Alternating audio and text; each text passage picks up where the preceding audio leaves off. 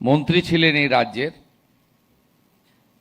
পেশায় শিক্ষিকা শ্রীমতী গার্গী ঘোষ মহোদয়া, তাকে আমি যথাযথ সম্মান জানাই এবং প্রিন্সিপাল সেক্রেটারি আধিকারিকদেরকেও আমি বলি, কারণ উনি বেশি সময় দেবেন। মনিটরিং, রিভিউ মিটিং,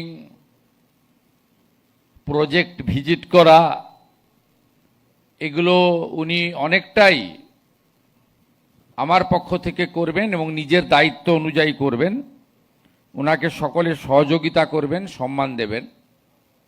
যে বিষয়গুলো আমার গোচরে আনা দরকার সেগুলো উনিও আনবেন, প্রধান সচিবও আনবেন। ওনাকে আমি বিশেষভাবে ধন্যবাদ এবং অভিনন্দন জানাই। আমাদের প্রিন্সিপাল সেক্রেটারি রয়েছেন, তিনি দীর্ঘদিন এই বিদ্যুৎ দপ্তরে কাজ করছেন নানা আপনার পোস্টে। ওনাকেও আমি অনেক দিন ধরে চিনি, তরুণ অবস্থা থেকে চিনি। খুব কাজের মানুষ, গতিশীল আধিকারিক শান্তনু বসু মহোদয়। আমাদের একাধিক দায়িত্বে আছেন সরকারের, পিডিসিএল এর, WBPDCL এর এমডি এবং আইএস পিবি সেলিম মহোদয়। আমাদের আইপিএস অফিসার জি শ্রীনিবাস আছেন। আমাদের বিধাননগর পুলিশ কমিশনারেটের তরুণ কমিশনার অমিত রাঠোরজি আছেন, আইপিএস, এবং অন্যান্য যারা আছেন, যারা আমাদের এই বসার ব্যবস্থা করে দিয়েছেন, তাদেরকে ধন্যবাদ জানাই। আমি কিছুদিন আগে দপ্তরে রিভিউ করেছি। মাননীয়া গার্গী বোন মহোদয়া তিনি একটু ট্যুরে ছিলেন বাইরে, কিছু তার আস্থার জায়গায় মন্দির ভিজিট ছিল বাইরের রাজ্যে। বাকি আধিকারিকদের নিয়ে চিফ সেক্রেটারি, ফিনান্স সেক্রেটারি আমরা বসে অনেকগুলো চালু কাজ এবং আগামী দিনে কি করতে চাই অনেক ডিসকাশন শুধু নয়, ডিসিশনও আমরা নিয়েছি। আস্তে আস্তে আরো রিভিউ হবে। আমি প্রথমত আপনাদের বলে নিই যে বিদ্যুৎ দপ্তর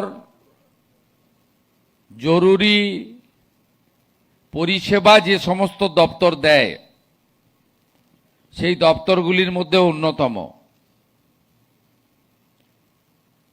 অর্থাৎ বিদ্যুৎ দপ্তরের কোনো ছুটির দিন থাকে না, শনি রবিবার থাকে না, পুজো পার্বণ থাকে না, মধ্যরাত্রি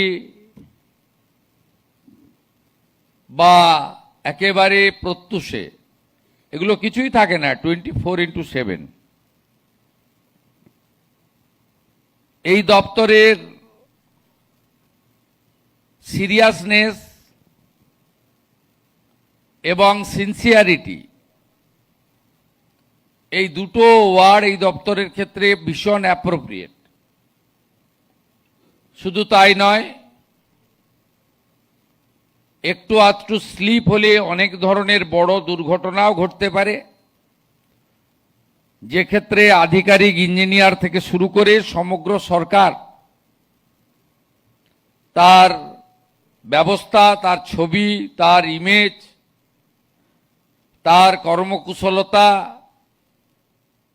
তার কর্মদক্ষতার ক্ষেত্রেও প্রশ্নচিহ্ন দেখা দিতে পারে। এই রকম একটি দপ্তর, সেই দপ্তর চালানোর ক্ষেত্রে আপনাদের অগ্রণী ভূমিকাকে আমি প্রথমেই ধন্যবাদ এবং কৃতজ্ঞতা জানাই। আমাদের এই দপ্তর চালানোর ক্ষেত্রে আমার দীর্ঘদিনের জনপ্রতিনিধির অভিজ্ঞতার ভিত্তিতে আমি বলতে পারি, প্রথম যেটা দরকার সেটা হচ্ছে পরিকাঠামো। দ্বিতীয় যেটা দরকার হচ্ছে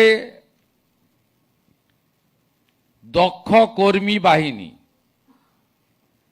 তৃতীয় যেটা দরকার হচ্ছে আপনার সাপ্লাই চেন, প্রোডাকশন এবং ডিস্ট্রিবিউশন। চতুর্থ যেটা দরকার হচ্ছে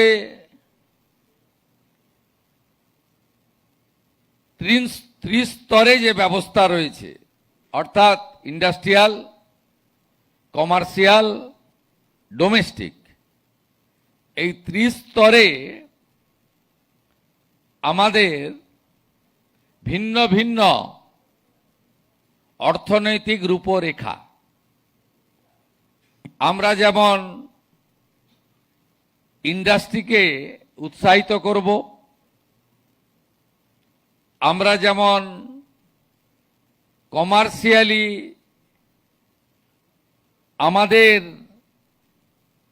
বিদ্যুতের ব্যবহার বা খরচকে বাণিজ্যিকভাবে আমরা গাণিতিক হিসাব করব, একইভাবে ডোমেস্টিকের ক্ষেত্রে আমরা অর্থ থেকেও পরিষেবার দায়বদ্ধতাকে অগ্রাধিকার দেব। আমি খুশি আমাদের যে তিনটি নিগম এখানে রয়েছে, সেই তিনটি নিগমই কম বেশি প্রফিট মেকিং কনসার্ন।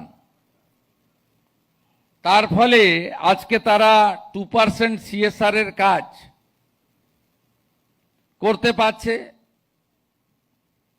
আজকে বিশ্ববন্দিত যুব সন্ন্যাসী স্বামী বিবেকানন্দের জন্মস্থান, জন্মভিটা সিমলা, সেখানে আপনারা 5 কোটি টাকা দিতে পারলেন নিগমের পক্ষ থেকে। আপনারা প্রফিট করেছিলেন বলে, আপনার CSR এর যে ইয়ারমার্ক করা বাজেট, সেই বাজেটে প্রভিশন ছিল বলেই দিতে পারলেন। এটা দরকার, কারণ ওটা কেবলমাত্র একটা বাড়ি নয়, ওখানে যিনি জন্মগ্রহণ করেছিলেন তিনি ভারতবর্ষকে পৃথিবীর সর্বোচ্চ জায়গায় নিয়ে গেছেন। আমি ক্লাস 11-এ যখন পড়ি, অর্থাৎ 1989 থেকে 12ই জানুয়ারি ওখানে আসি,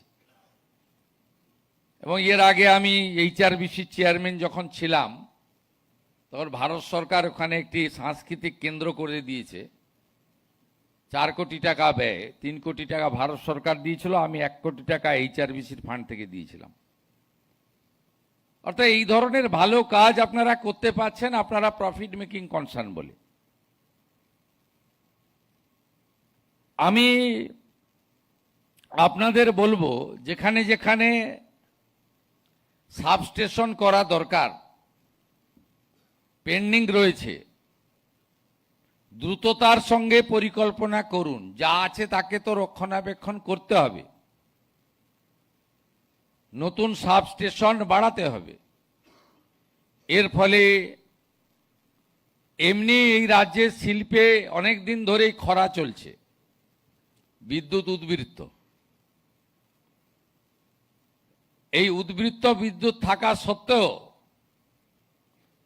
সাবস্টেশনগুলি ঠিকঠাক মতো জমি কেনা যায়নি, জমি পাওয়া যায়নি, সরকারের অন্য দপ্তরের সঙ্গে সমন্বয় সাধন করা যায়নি। এর ফলে লো ভোল্টেজের সমস্যা, কোথাও কোথাও 4 ঘন্টা 6 ঘন্টা রাজ্যে বিদ্যুতের কোনো ঘাটতি না থাকা সত্ত্বেও লোডশেডিং নামক বাম জমানার পুরনো একটি শব্দ এখনো কোথাও কোথাও উচ্চারিত হচ্ছে। এটা সরকারের পক্ষে ভালো নয়। সরকার কে চালাচ্ছে, কারা চালাচ্ছেন বড় কথা নয়, বিদ্যুৎ দপ্তর কেমন চলছে এটাই বড় কথা, এবং তার দায়িত্ব আপনাদের। চেয়ারটা তো একই, ব্যক্তির পরিবর্তন হয়, রঙের পরিবর্তন হয়, বিচারধারার পরিবর্তন হয়, ভারতবর্ষের সুমহান গণতান্ত্রিক ব্যবস্থা এটা আছে, কিন্তু এই দপ্তরকে নিজের পরিবারের মতো আপনারা ভালোবাসেন, তাই সাবস্টেশনগুলো তৈরি করা দরকার এবং নিচের তলায় যেখানে যেখানে আমাদের সেই পিডিসিএল এর হোক বা ডিস্ট্রিবিউশন সেন্টার হোক, অনেক রিমোট জায়গায় আছে, সেখানে যে কর্মচারীরা, ইঞ্জিনিয়াররা তারা থাকেন, তাদের আবাসের প্রতিও যত্ন দপ্তরকে নেওয়া উচিত। তারা কিভাবে আসছেন, কিভাবে থাকছেন ঝড়ঝলের মধ্যে, তাদের বিষয়গুলোকে দপ্তরকে দেখা উচিত। এইভাবে একেবারে মাইক্রো লেভেলে কোথায় কোথায় কি করা দরকার, এই বিষয়ে আমাদের উদ্যোগ গ্রহণ করা উচিত বলে আমার মনে হয়েছে। এর সাথে সাথে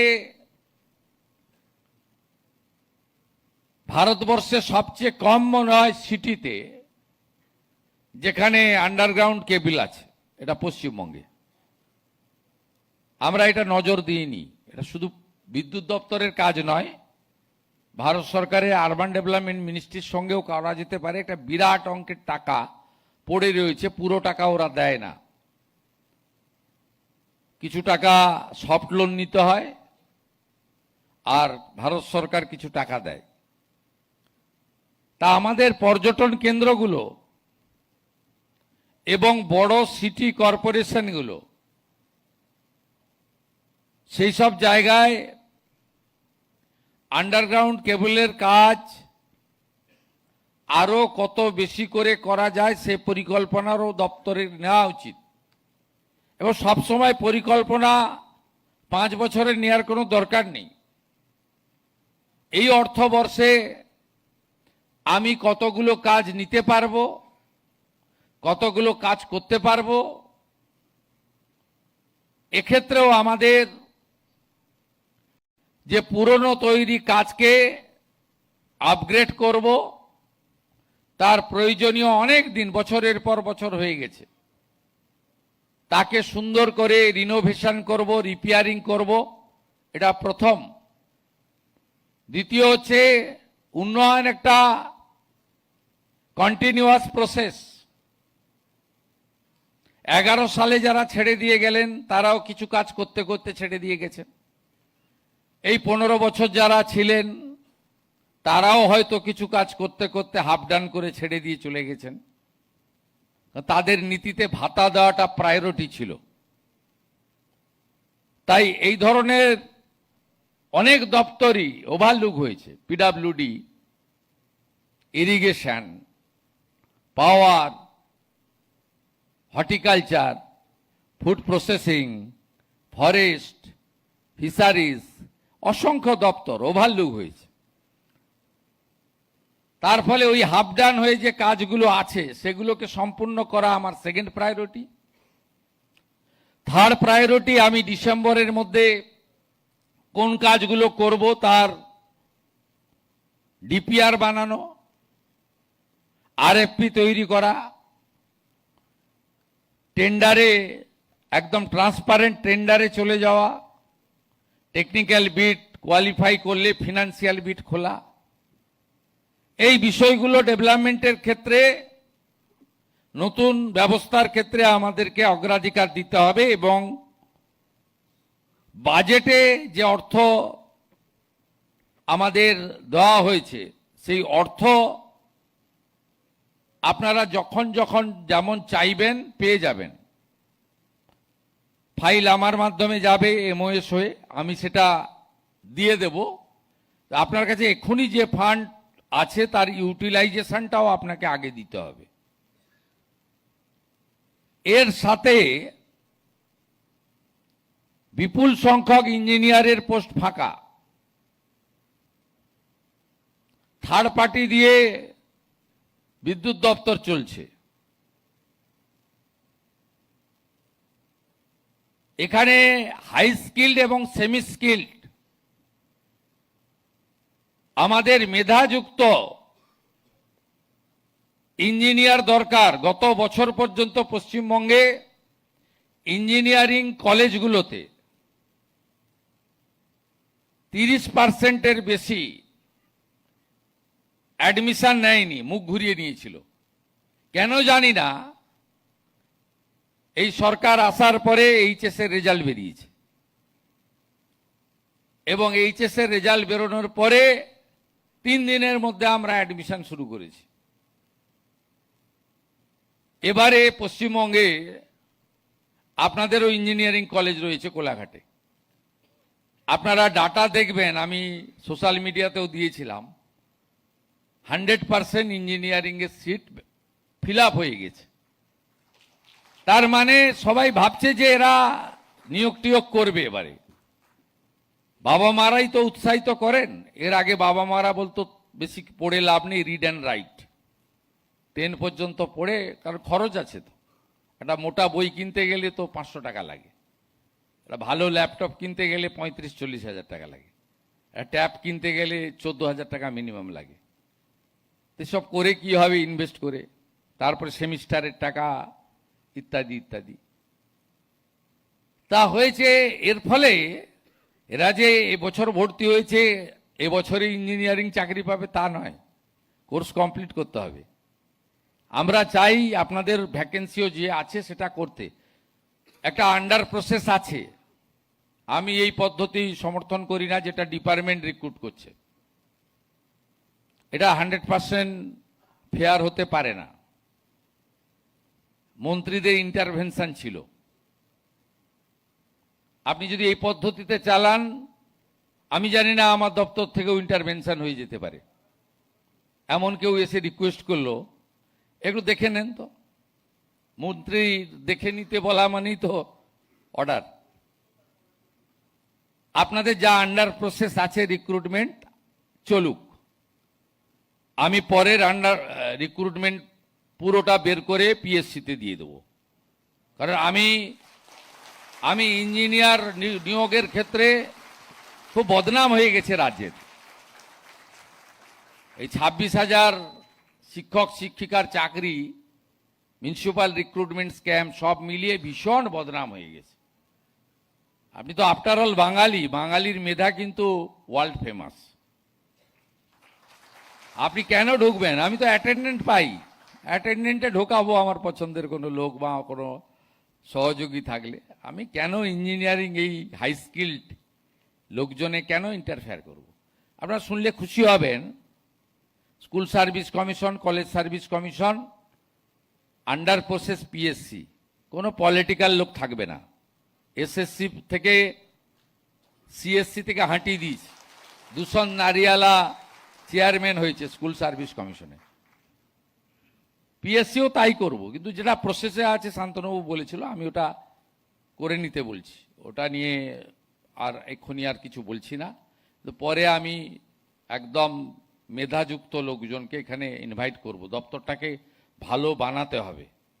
হিউম্যান রিসোর্স সবচেয়ে বড় জিনিস একটা দপ্তরের এবং একটা পরিষেবার ক্ষেত্রে। এবং আপনারা অনেকে অনেক দিন এক জায়গায় রয়ে গেছেন, ট্রান্সফার পলিসি থাকা উচিত। আমি লিস্ট করতে বলেছি, 3 বছরের বেশি থাকলে, যাদের 1 বছর রিটায়ারমেন্টে বাকি আছে আমি টাচ করব না। কিন্তু 3 বছরের বেশি যারা আছেন একটু ভাবতে হবে। এক্সেপশন থাকবে, কেউ পেশেন্ট থাকলে বা কারোর কোনো অসুবিধা থাকলে আমি কনসিডার করব, এমওএসও কনসিডার করবে, কিন্তু একটা পলিসি থাকা উচিত। এখানেও অনেক কিছু ঘটে, আমি কিছু শুনতে পাই। আমি তো ফিল্ডে থাকা লোক। তা মুখ্যমন্ত্রী ছাড়া সব পদই আগে হয়ে গেছিল। লাস্ট মুখ্যমন্ত্রী ছিল, এটাও জনগণ দিয়ে দিয়েছে। এলওপি হয়েছি, ক্যাবিনেট মিনিস্টার হয়েছি, এমপি হয়েছি, এমএলএ হয়েছি, মিউনিসিপ্যালিটির কাউন্সিলর হয়েছি, চেয়ারম্যান হয়েছি। I started my journey 1988, 34 years I am on the ground. তো ন্যাচারালি আমি এক্ষেত্রেও একটা নীতি থাকা দরকার, এটা আমি আপনাদের কাছে বলবো। আর আপনাদের স্যালারি বা ফাইন্যান্সিয়াল প্রোটেকশনের ক্ষেত্রে যারা তো সরকারের ডাইরেক্ট এমপ্লয়ি, তাদের ক্ষেত্রে রাজ্য সরকার তো ভাবতে শুরু করেছে। আমরা সুপ্রিম কোর্টের অর্ডারে কিছু কিছু এরিয়ার ডিএস আগে সরকার শুরু করে দিয়ে গেছিল, আমি অনেকটা এগিয়ে দিয়েছি। বাকিটাও আস্তে আস্তে এরিয়ার ডিএ আমরা দিয়ে দেবো, যেমন যেমন আমাদের সুপ্রিম কোর্টের যে কমিশন হয়েছে তাদের ডাইরেকশন মতো। আমরা প্রথম 8 থেকে 15 আগের সরকার কিছু দিয়ে গেছিল, আমি এসে অনেকটা দিয়ে দিয়েছি। বাকি 15 থেকে 19 এটা আন্ডার প্রসেস আছে, রিটায়ারমেন্ট লোকদের আগে দিচ্ছি, দিয়ে আস্তে আস্তে করে দেবো। 20% দিয়ে আমরা 42% গ্যাপ আছে, বাজেটে 20% ডিক্লেয়ার হয়েছে, এবং ওটা অক্টোবর মাস যেহেতু পুজোর মাস, আপনারা অ্যাডভান্স বেতন পাবেন, তার সঙ্গে আমরা মার্চ করে দিয়ে দেবো। 20% দিয়ে বেড়ে যাবে অক্টোবর থেকে। এসেই গেল knocking the door. Pay commission 7th বানিয়ে দিয়েছি, ওই টার্মস অ্যান্ড রেফারেন্স তৈরি হয়ে গেছে, তার ডিসকাশন চলবে। মাস 6 তো মিনিমাম লাগে, যখনই দিয়ে দেবে আমি চেষ্টা করব এই ফাইন্যান্সিয়াল ইয়ারের শেষের দিকে হলেও 7th পে কমিশন। এর আগেও যে 6th পে কমিশন হয়েছে সেটা আমি তখন উদ্যোগ নিয়ে করেছিলাম। 2015-তে আমাদের অভিরূপ সরকারের কমিটি তৈরি হয়েছিল, আমি 16-তে মন্ত্রী হয়েছিলাম। তাই কমিটি অনেক দিন সময় লাগিয়েছে।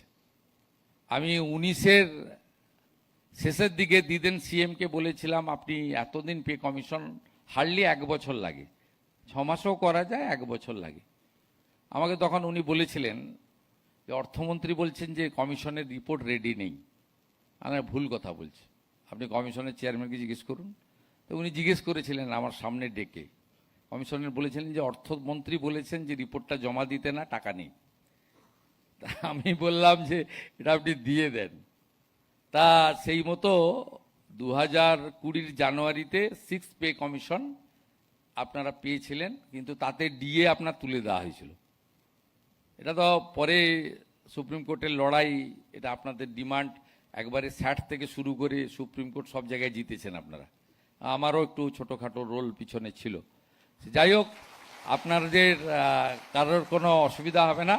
আর বাকি যারা থার্ড পার্টি পাচ্ছেন, ওয়েবেলের মাধ্যমে নিয়োগ হয়েছে বা অন্যান্য, এদেরও রিভিউ আমাদের সেলিম সাহেব এবং শান্তনু বসু মহোদয়ের করা উচিত।